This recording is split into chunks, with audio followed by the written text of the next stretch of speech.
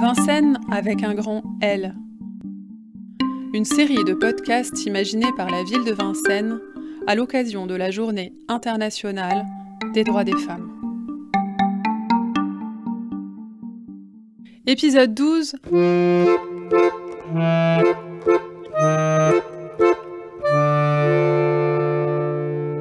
Marion.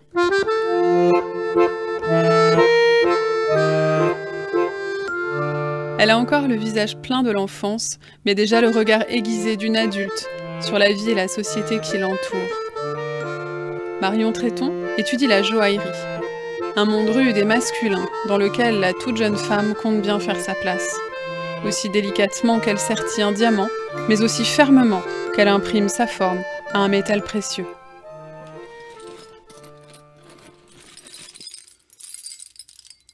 J'avais 22 ans. Je suis arrivée à faire ces études de bijouterie après un petit peu un questionnement, je pense, comme tous les collégiens, collégiennes en fin de troisième, quoi, de savoir au final qu'est-ce que j'aimerais faire de ma vie. Et voilà, comme j'aimais beaucoup tout ce qui était manuel, je me suis dirigée vers ce métier. Donc tout d'abord, j'ai commencé par passer un bac art appliqué à Toulouse. Et j'ai poursuivi avec un CAP art du bijou et du joyau à l'école Boulle à Paris, suivi d'un brevet des métiers d'art également art du bijou et du joyau, d'un autre CAP en sertissage, donc ces deux diplômes toujours à l'école Boulle, et ensuite donc actuellement d'un brevet des métiers d'art en sertissage à l'école BJOP à Paris. Voilà. Donc le sertissage, je précise peut-être que c'est pas très clair, c'est l'étape où en fait on va venir fixer les pierres sur le bijou. Voilà, faut savoir qu'un bijou ça fonctionne un petit peu comme une maison en fait. Il y a plusieurs corps de métier qui vont travailler dessus, un peu comme le maçon, le charpentier. Voilà, donc là par exemple on a le bijoutier, le sertisseur, c'est deux métiers différents.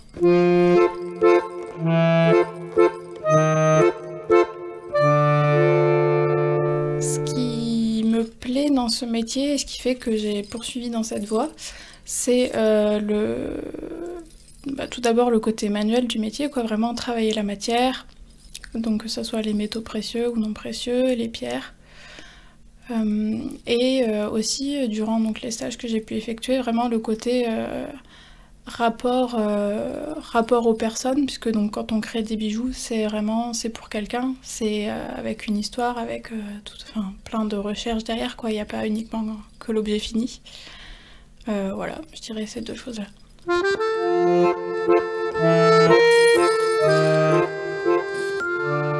Alors, par exemple, pour préparer un bijou, soit on part du souhait de la personne, si elle a, une idée d'esthétique particulière, et qu'on va développer, faire des croquis différents, on peut rechercher dans les courbes, dans les lignes du bijou, quelles pierres on va mettre aussi, parce qu'il y a des milliers de pierres différentes. Voilà. Après au niveau aussi de la fabrication, il faut prendre en compte bien sûr les contraintes qu'il peut y avoir, parce que par exemple l'or n'a pas les mêmes contraintes que le laiton par exemple, ça fonctionne pas de la même façon. Et sinon pour par exemple des pièces uniques ou quoi que les bijoutiers peuvent être amenés à créer, ça peut partir d'une thématique qui va être développée pour faire par exemple une parure ou une collection de bijoux. Ou oui, ça peut partir même d'une histoire. Voilà.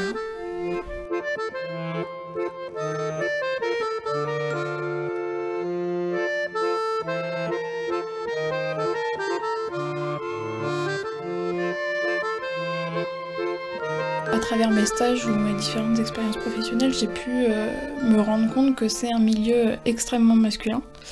Ce dont on se rend pas compte en fait à l'école, puisqu'il y a énormément de jeunes filles qui apprennent ce métier au jour d'aujourd'hui, ce qui n'était pas du tout le cas avant, puisque du coup quand on va en entreprise on se rend compte qu'en fait on a... oui c'est ça, c'est un milieu extrêmement masculin. Au final il y a assez peu de femmes qui travaillent dans les entreprises, alors bien sûr ça a nuancé, ça dépend des entreprises.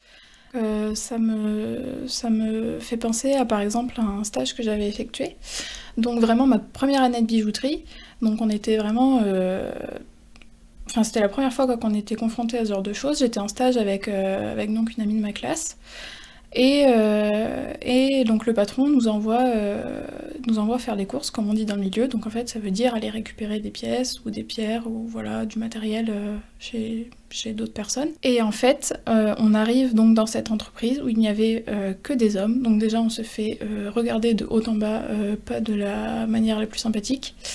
Les profs nous en parlent assez clairement de ces difficultés qu'on peut rencontrer en tant que jeune fille dans un milieu masculin. Ils nous disent que si on rencontre des difficultés, ils sont là et qu'on peut venir leur en parler, qu'on peut changer d'entreprise au cours d'un stage si vraiment ça se passe pas bien ou s'il y a des problèmes particuliers.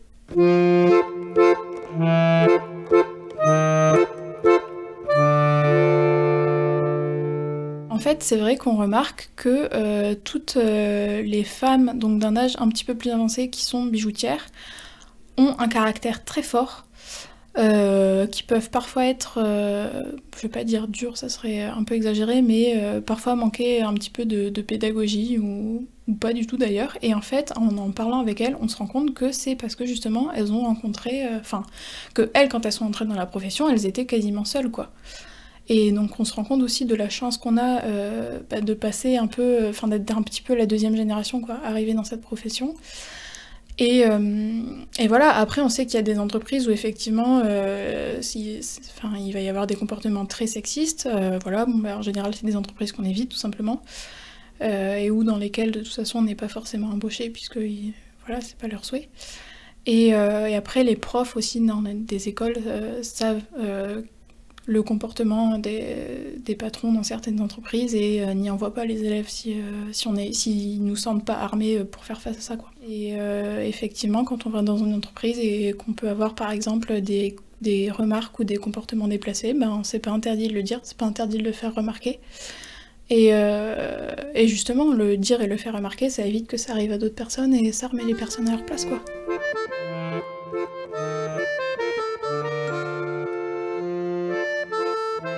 Je constate aujourd'hui dans mes cercles amicaux ou dans mes relations, c'est qu'au final, les femmes vont avoir beaucoup tendance à chercher leur épanouissement, vraiment s'affranchir des règles, des tabous, des choses prédéfinies.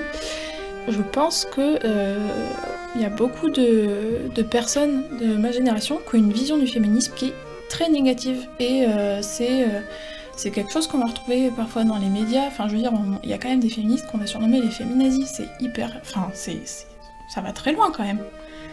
Je trouve que ça va très loin. Et donc, c'est vrai que quand on peut tomber parfois face à une personne qui a cette vision-là du féminisme, au final, c'est quelqu'un qui est peut-être pas forcément prêt à entendre nos arguments, entendre ce qu'on a à dire et entendre que oui, il y a encore des choses à changer. Que certes, en France, au niveau législatif, on arrive a priori à une certaine égalité, mais que dans les faits c'est pas forcément le cas, et que ailleurs dans le monde on en est loin de là, quoi.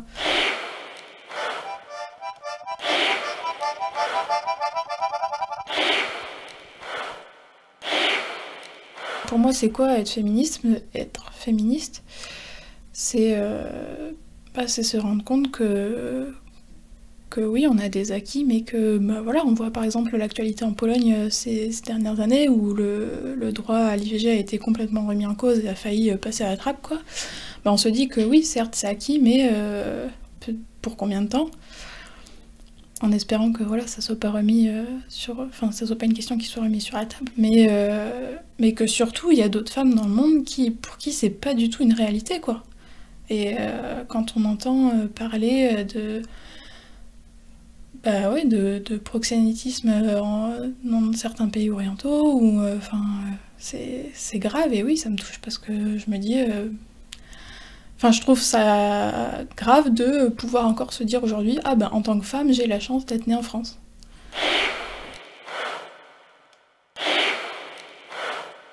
Dans mon entourage, en fait, j'ai l'impression qu'il y a soit des hommes qui sont vraiment conscients qu'il reste des choses à améliorer et qui essaient de faire bouger les choses aussi, ou alors des hommes qui se sentent justement complètement mis de côté, voire écrasés en fait par ce mouvement du féminisme, alors que c'est vraiment pas du tout le but des choses, quoi.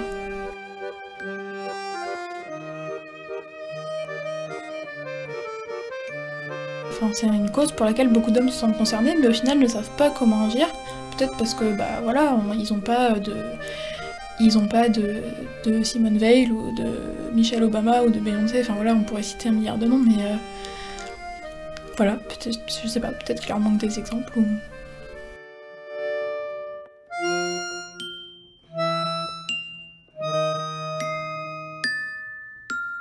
Ce matin, je cherchais sur YouTube justement, j'ai tapé par curiosité juste féminisme homme. Et en fait, il n'y a quasiment pas de vidéos sur des hommes qui vont s'exprimer sur le sujet, quoi. C'est assez... Enfin, moi, ça m'interroge en tout cas. J'ai trouvé plein de vidéos où des femmes s'expriment et j'ai trouvé une vidéo de Orelsan et Green, je crois, enfin... voilà, j'ai trouvé un entre mecs et c'est tout, quoi. Donc je me dis, oui, effectivement, à partir de là, comment les hommes d'aujourd'hui peuvent trouver leur place Quand on parle d'égalité, ça veut pas dire prendre les droits des hommes et les rabaisser pour qu'on soit au même niveau. Non, ça veut dire prendre les droits des femmes et les élever pour qu'ils soient au même niveau.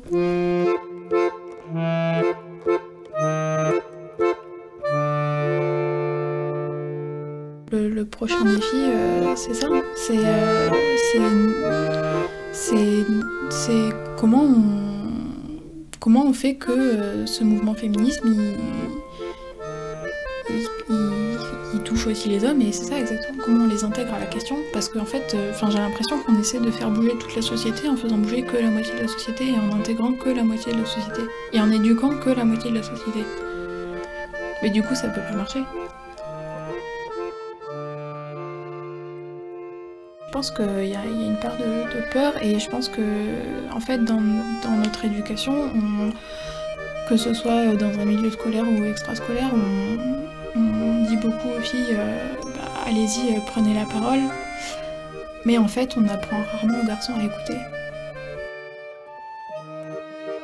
De par mon métier, au final, on se rend compte qu'il y a d'autres causes quoi, qui sont pas acquises. Il n'y a pas uniquement que cette question homme-femme, féminisme, place de chacun. Il y a aussi la place de l'environnement au final, avec notamment des matériaux qui vont être extraits dans des conditions absolument abominables, que ce soit pour les personnes qui les extraient ou pour l'environnement. Voilà, après ça, ce sont des choses qui ont déjà été évoquées par le passé, auxquelles on a répondu de manière assez rapide. Oh mais ne vous inquiétez pas, on va faire le Kimberley Process, on va faire plein de comment dire, de certifications comme ça qui vont dire que les bijoux que vous achetez, il n'y a pas de souci, les pierres ont été extraites dans des conditions super pour les personnes. Mais voilà, après on se rend compte que c'est pas encore la réalité du terrain.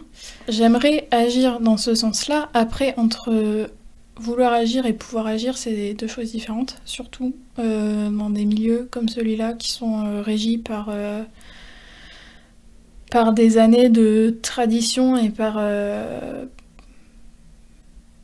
des sociétés, des groupes qui ont tellement de pouvoir que voilà, pour faire bouger les choses, ça va très très lentement. Après, je pense que voilà, j'ose espérer que les personnes qui sont à la tête de ces groupes-là ont aussi un minimum de conscience humaine et environnementale, et voilà, se rendent bien compte qu'à un moment, ça peut pas continuer, quoi.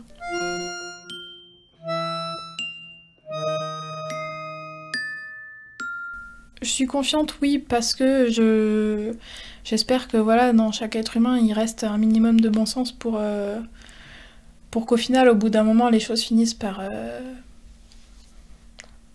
avancer, quoi, et qu'on arrête de courir droit dans le mur. C'est vrai qu'en ce moment, je sais pas.